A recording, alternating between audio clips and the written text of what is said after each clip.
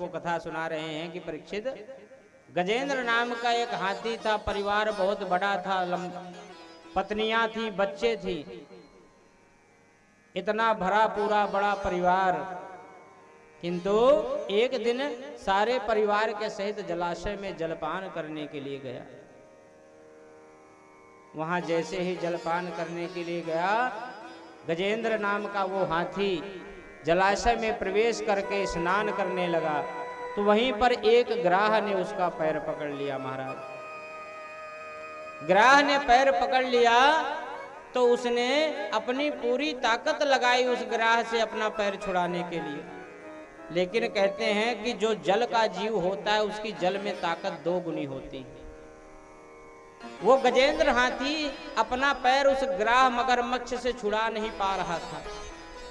जब अपने ताकत का भरोसा उठ गया तो पत्नियों को आवाज लगाई, तो पत्नियों ने भी उसके सूंड में सूंड फंसा करके उसको खींचने लगी। लेकिन जब उनसे भी नहीं खींचा, बच्चों को आवाज लगाई, बच्चे भी जो है जोर लगाने लगे उसको बाहर निकालने के लिए। लेकिन जब उनसे भी नहीं निकला तो धीरे धीरे पहले बच्चों ने साथ छोड़ दिया। फिर जब हार थक गई पत्नियां तो उन्होंने भी उसका साथ छोड़ दिया।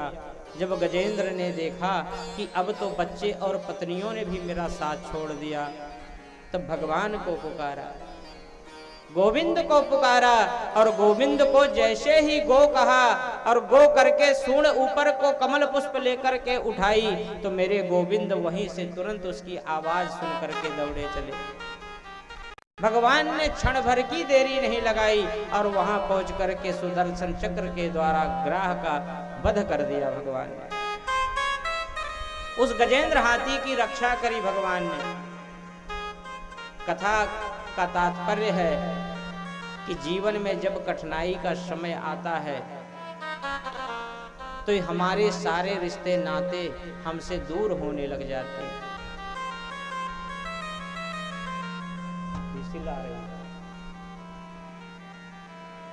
सारे रिश्ते नाते हमसे दूर होने लग जाते हैं,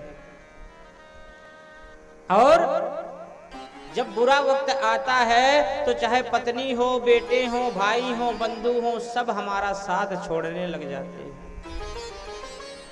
कि साथी है मित्र गंग के जल, बंधु पान तक, अर्धांगनी बढ़ेगी तो केवल मकान तक, परिवार के सब लोग चलेंगे श्मशान तक, बेटा भी हक निभाएगा तो अग्निदान तक। जीवन में धीरे धीरे सभी अपना साथ छोड़ देते हैं। एक भगवान का भजन ही, भगवान का सुमिरन ही हमारे साथ जाता है।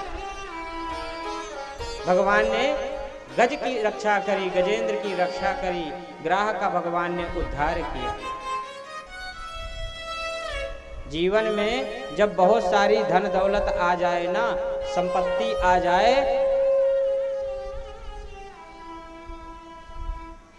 जब जीवन में बहुत सारी धन दौलत संपत्ति आने लग जाए ना, तो उस समय हमें भगवान की और ज्यादा माला फेरनी शुरू कर देनी चाहिए। अगर गरीबी में 3 माला करते हो तो अमीरी में कम से कम 6 माला हमें रोज जप करना चाहिए। लेकिन यहाँ तो उल्टा ही कृत्य होता है। जैसे जैसे व्यक्ति संपन्न होने लगता है, माला घटने लग जाती है। दुर्वासा ऋषि इंद्र के यहाँ गए, इंद्र ने बड़ी आव भगत करी। दुर्वासा ऋषि ने नारायण की दी हुई माला इंद्र को